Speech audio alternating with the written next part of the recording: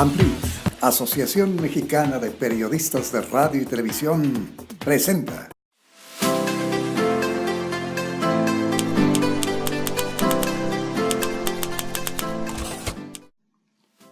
Francisco Olvera, delegado del PRI en la Ciudad de México, hace cuentas alegres. Tan solo con su estructura electoral, dice que el PRI puede obtener más de 1.700.000 votos en la capital. Esto equivale a 500.000 votos más de los que ganó Enrique Peña en 2012. El escenario que traza Olvera es aún más positivo. Cree que su candidato, Miquel Arriola, puede ganar la jefatura de gobierno. Vislumbra que los ciudadanos le darán al menos 300.000 votos más, con lo cual rebasará la cifra mágica de 2 millones de votos. Olvera reconoce que Miquel incluyó temas muy polémicos en su propuesta electoral: su oposición a la adopción por parte de parejas homoparentales, estar en contra del uso de la marihuana con fines recreativos e incluso condenar el aborto. En ciertas libertades se ha llegado al libertinaje, opina el líder priista. Olvera fundamenta su hipótesis del eventual triunfo de Miquel Arriola en que es un candidato ciudadano con gran trayectoria. Además dice que existe gran hartazgo de los mexiqueños por la corrupción y falta de servicios de los gobiernos de izquierda. A continuación, extractos de la entrevista con Olvera. Buenas tardes, amigos de AMPLIT, de Libertador. Bueno, pues hoy estamos en la casa del PRI en la Ciudad de México. Nos recibe precisamente quien es el delegado de este instituto político aquí en la Ciudad de México, un hidalguense conocido y reconocido, Francisco Olvera. Ya tuvo la oportunidad de ser gobernador de aquella entidad, pero ahora, comentábamos fuera de cámara, se sacó la rifa del tigre. Es decir, viene a la Ciudad de México donde el PRI no tiene una presencia importante. Es el reto que tiene Francisco Olvera y es lo que le preguntamos. ¿Es un reto para Francisco Olvera y para el PRI recuperar una mayor cantidad de delegaciones? Bueno, ya van a ser municipios. Si bien es, como bien lo decías, es una rifa del tigre, pero también hay que ver que hay un piso mínimo de cerca de 1 millón de votos, que no son pocos. Hay una estructura actuante que ha tenido muchas limitaciones, pero que sí está vigente y que el trabajo sí se ha venido haciendo. Los presidentes que me han antecedido, quienes se han hecho cargo aquí del PRI en el pasado, han trabajado, han aportado su granito de arena y hay un PRI que se mantiene vigente y vivo. El antipriismo en esta ciudad no tiene un tiempo, no tiene un nombre, no tiene una consecuencia. Viene de muchos años. Yo alguna vez estudié aquí en la UNAM y las materias que estudiábamos en las áreas sociales eran orientadas hacia las corrientes de izquierda, con doctrinas y con bibliografía que venía de Europa del Este o del sur del continente, y con luchas aquellas que se cifraban en contra del capitalismo, en contra de los malos gobiernos, y había que cambiar por la lucha revolucionaria. Y en el país todo eso tenía un solo enemigo, o sea, el capitalismo, el imperialismo, o como le quieras llamar, tenía un solo nombre: el PRI gobierno. Y estamos hablando de que eran luchas que vienen desde los años 60, 70. Entonces el priismo en la Ciudad de México se fue generando, yo diría, desde la universidad pública, y está arraigado en la ciudad. ¿Qué tan difícil va a ser precisamente darle una nueva cara del PRI a la ciudadanía? La gente, por un lado, vota por el partido. Cada partido tenemos un voto duro, tenemos una base, ya sea actual o histórica, como es nuestro caso, pero también vota frecuentemente más por los candidatos. Y en este caso, el PRI logró construir, tanto en la propuesta de Miquel Arriola como en la propuesta de José Antonio Meade, logra construir 2 candidaturas propias, pero con perfiles ciudadanos. Antes de ser militantes del partido, simpatizantes del partido, estos 2 personajes ya eran conocidos por la sociedad, ya habían dado resultados en diferentes desempeños públicos, y esto nos permite ofertar a la sociedad gente con mucha capacidad e identificada, más que con un partido, con la ciudadanía. Ahora, ¿cómo se va a mostrar el PRI ante estas necesidades que tiene la ciudad, que dicen, ya conquistamos algo, no queremos que nos regresen esas conquistas a la congeladora? ¿Cómo se va a mostrar el PRI? Debe de hacerse una diferenciación de lo que son las propuestas. Vamos a hablar de las libertades que un sector de la población hoy considera que ha conquistado. Y una libertad es el de las preferencias individuales. Con quién quiero vivir, cuál es mi preferencia ideológica, mi preferencia religiosa, mi preferencia política, la personal, la sexual, la social, etcétera, ¿no? Y tenemos que reconocer que esta ciudad es caracterizada por una gran cantidad de población que vive en la diversidad. A la diversidad yo creo que hay que primero reconocerla, aceptarla, tutelarla y protegerla. Pero también hemos encontrado que la sociedad lo que quiere es orden. ¿Y a qué me refiero con el orden? La gente ya no se siente segura caminando en las calles. Eso es cierto. La gente anda a ciertas horas, le llamamos pico en el tráfico, y es un desorden estar en el tráfico. No hay control de semáforos, los agentes de tránsito no sirven para nada. La gente lo que quiere es un poco de orden, pero también lo quieren las familias. Y es cuando entramos al tema o algunos temas especiales. Por ejemplo, nuestro abanderado Mikel Arriola se ha opuesto al uso lúdico de la marihuana. Y no es otra cosa más que poner orden a una forma de convivencia. Nosotros creemos que afecta a la salud, pero también genera un gran libertinaje, o sea que no podemos confundir libertad con libertinaje. En otro tema que también se ha tomado aquí con mucho libertinaje es el tema del aborto. Se le ha dado a la mujer el reconocimiento de que es libre de decidir en su cuerpo, pero todavía está en tela de discusión si hay vida a partir de que se forma el primer huevo o cigoto, que se llama, ¿verdad? Sí. Desde el primer momento en que se entiende que se da la concepción y que ya está alimentado fisiológicamente por la mujer, porque bueno, se dan fertilizaciones in vitro. Bueno, eso es relativo, pero cuando ya está alimentado por la mujer, ya hay vida. Entonces hay una discusión si desde ahí ya hay vida y si debe permitirse el aborto o no. Y yo te quiero poner el ejemplo. Muchas jovencitas de mi estado, de Hidalgo, vienen aquí y recurren no al sector salud. Esta liberalización en la penalización del aborto ha permitido la proliferación de una gran cantidad de clínicas clandestinas, que no siempre trabajan con los estándares mínimos de salubridad. Entonces llegan o a lesionarlas o a afectarles en definitiva el aparato reproductivo, o tienen diferentes consecuencias. Han llegado jovencitas allá a querer poner una demanda, a que las atienda el sector salud, que las repare, y cuando ya no hay consecuencia, y cuando piden orientación jurídica, bueno, es otra entidad. Entonces queremos que se ha soltado con mucha ligereza. El otro tema, dijéramos, en alta tela de juicio, es la adopción por familias homoparentales. La experiencia que se tiene es que cuando un adolescente le cae el 20, por así decirlo, o entiende con claridad que es hijo adoptado, viene una contradicción, sobre todo en la adolescencia, de decir, bueno, ¿por qué? ¿Por qué soy adoptado? ¿Por qué me abandonaron mis papás? ¿Dónde están mis papás? Llega el momento en que quieren conocerlos. Esto hablo de chicos que los papás tuvieron el cuidado de niños, de decirles que son adoptados, cuál es su origen, pero hay quienes no, y hay casos documentados incluso de chicos que tienen crisis hasta el suicidio cuando se enteran de su realidad. Y viene un conflicto para los padres adoptivos, porque como papá, que son padres, finalmente son padres auténticos, no pueden dejar de regañar, de poner límites, de establecer consecuencias o castigos, como le quieran llamar.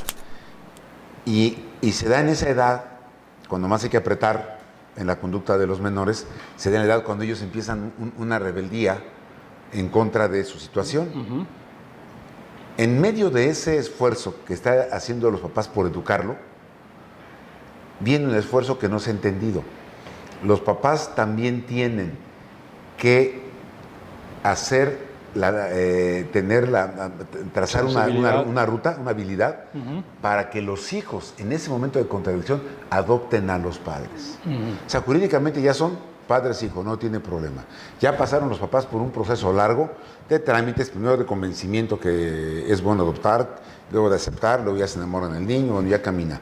Pero cuando el joven se da cuenta de su realidad, viene el esfuerzo del padre para que lo adopten como padre. O sea, ahí viene una adopción múltiple. Bueno, si eso se da, si eso es crítico, si eso en verdad es algo serio, cuando las familias son tradicionales, dijéramos, imagínate cuando el chico entra en esa contradicción, entra en esa dificultad y sus padres son homoparentales, que tienen que ganárselo al hijo adoptivo, se lo tienen que adoptar para que lo acepte a los padres que tiene. O sea, no es tan fácil este asunto.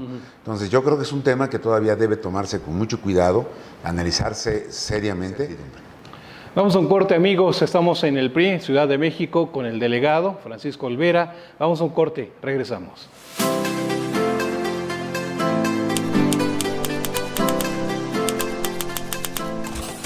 Regresamos, amigos de AMPRIT. Bueno, estamos platicando con Francisco Olvera, quien es el delegado del PRI en la Ciudad de México, que nos abrió las puertas precisamente de este instituto aquí en la Ciudad de México. Si nos permites, una pregunta de nuestro vicepresidente de AMPRIT, Alejandro Lelo de la Rea. Por favor, Alejandro. Preguntarle, licenciado, en el año 2012, el PRI más o menos obtuvo en la Ciudad de México, Enrique Peña, alrededor de 900,000 votos. El PRI solo. Ya con la alianza con el Verde llegaron a más o menos 1.200.000 votos. Y esto más o menos equivalió al 26%, creo, si no me equivoco en los datos. Ahora no van con el Verde en la Ciudad de México. ¿Cuál es el objetivo de votos para el candidato Mid y también para el candidato Miquel Arriola? Nos estamos estableciendo una meta muy ambiciosa de un piso mínimo de 1.400.000 y pensamos que podemos llegar hasta 1.700.000. Nuestra meta es mantenernos en ese margen. Y podrán preguntar, oye, pero si lo histórico ha sido mucho menor, ¿a qué le atribuyen ahora el que estemos en esa alta expectativa? Bueno, aquí ha habido una circunstancia muy especial. Nuestras estructuras han sido limitadas. O sea, no habíamos tenido suficientes estructuras para hacer una invitación al voto sólida, consistente. No teníamos gente que anduviera tocando las puertas, como en otras entidades, promoviendo el voto, haciendo el compromiso, llevando el mensaje de los candidatos.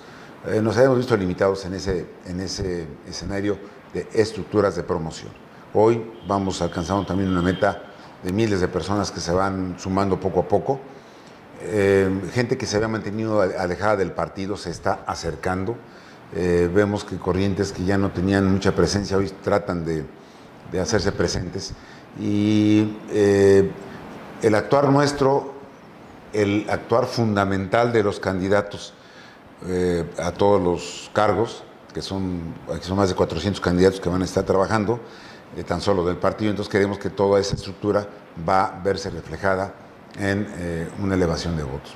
Hace 6 años la contienda era entre 3, pero con una izquierda unificada, monolítica, y bueno, aunque no estamos esperando que los demás se caigan para crecer nosotros, de ninguna manera, pues vamos por lo nuestro, pero también en la circunstancia.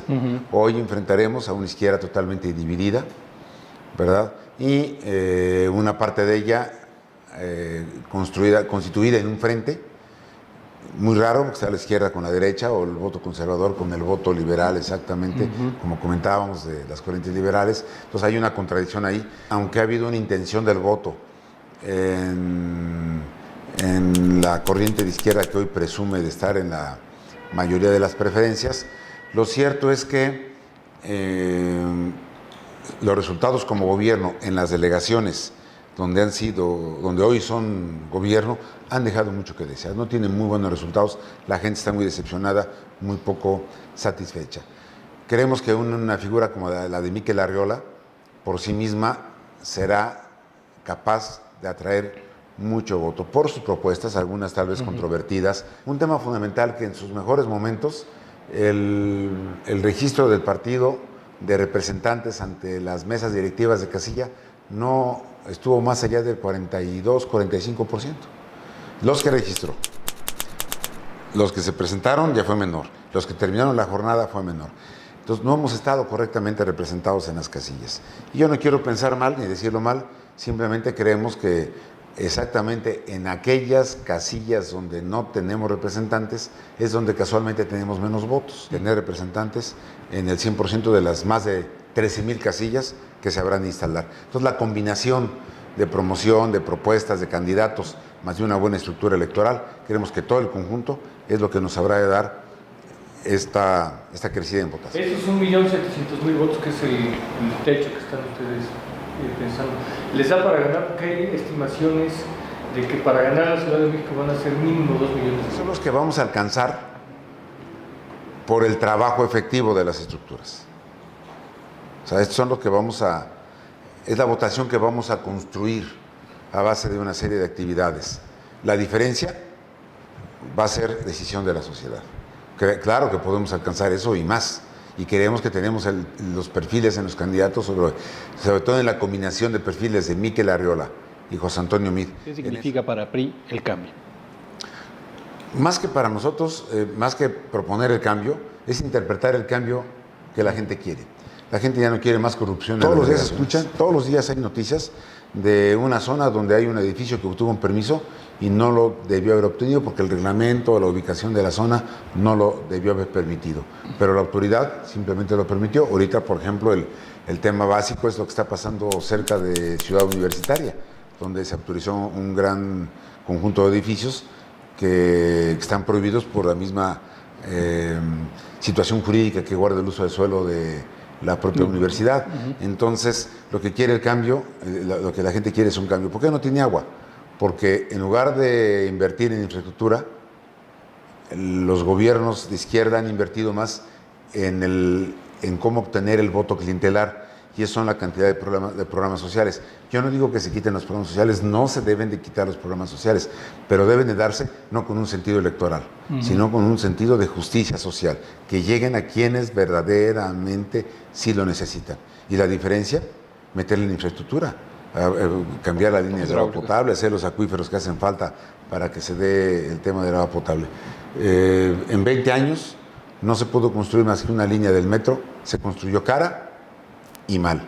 En cambio, los gobiernos anteriores construyeron todas las líneas del metro que le dieron viabilidad a este sistema en la ciudad y funcionaba hace 20 años, era modelo de funcionamiento, funcionaba bien. Hoy tenemos cualquier cantidad de vicios, ambulantaje, inseguridad, defectos, mal mantenimiento, etcétera, etcétera.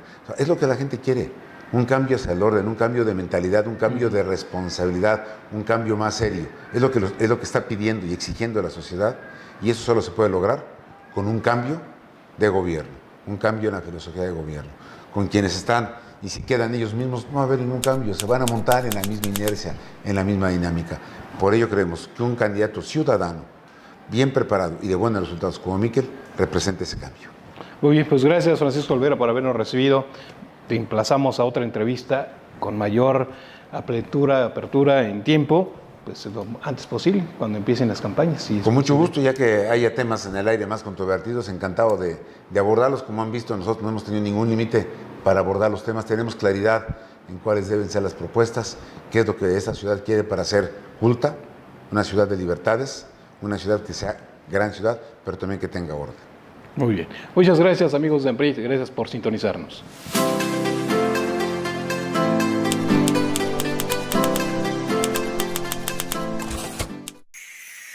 Círculo Digital.